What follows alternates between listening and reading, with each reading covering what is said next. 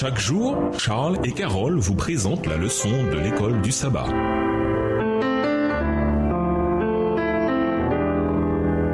Bienvenue à votre émission. Dieu nous parle. Voilà la leçon 6, transformé de l'intérieur. Étude de la semaine, Marc, le chapitre 7, Ésaïe 29, verset 13, Exode 20, verset 12, Marc 8 et verset 11 à 21. Verset à mémoriser. Il n'y a rien au dehors de l'être humain qui puisse le souiller en entrant en lui. C'est ce qui sort de l'être humain qui le souille. Marc 7, le verset 15. L'étude de cette semaine porte sur Marc, le chapitre 7, et la première moitié du chapitre 8 de Marc. Au début du chapitre 7 de Marc, Jésus suscite une controverse en rejetant la tradition religieuse, mais il le fait d'une manière qui soutient de manière remarquable quelque chose de profondément pertinent pour la vie chrétienne aujourd'hui. Jésus présente ainsi une énigme qui ouvre la porte à une véritable compréhension de ce qu'est la foi. Après cela, il se rend à Tyr et Sidon, où il rencontre une femme qui est la seule personne dans les évangiles à avoir le dernier mot dans une discussion avec Jésus. Leur rencontre est inhabituelle et malgré tout, la femme rebondit sur un élément que Jésus lui oppose et il accède finalement à sa demande à cause de sa foi. Marc 7, avec une autre guérison, révèle une vérité importante. Aussi impressionnant que soient les miracles, ils ne suffisent pas toujours à ouvrir les cœurs à la vérité. Après tout, à quoi les miracles servirent-ils